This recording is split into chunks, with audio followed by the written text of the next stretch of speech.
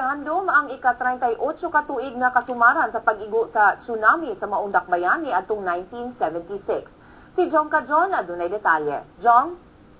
Medyo dungan sa 38 anniversary sa tsunami nga migo sa Pagilian City niadtong August 17, 1956, gihimo kagahapon ang earthquake ug tsunami drill sa tanang high school sa 5 ka coastal barangay sa syudad.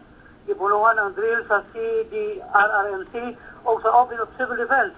Matod ni CDRRMC Coordinator Haron Dumada, mao na kini ang ikaduhang tuig sa earthquake ang tsunami drill, sukat na himutang ang tsunami landmark sa naging tuig.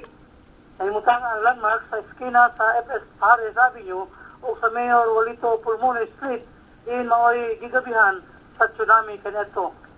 Ang tsunami niadtong 1976 sa maoy sangputanan sa magnitude 7.9 Morogov earthquake. Umabot sa 1,440 katao ang namatay sa tsunami, 7,701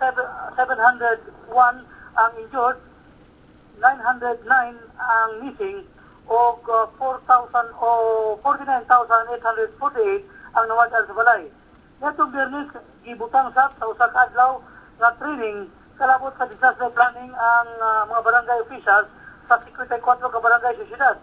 Sagad sa lambong nini, mao ang mga designated disaster risk reduction and management officer o ang mga sakop sa barangay emergency response team. Mincho? Daghang salamat, Jong Kajon, reporting gikan Pagadian City.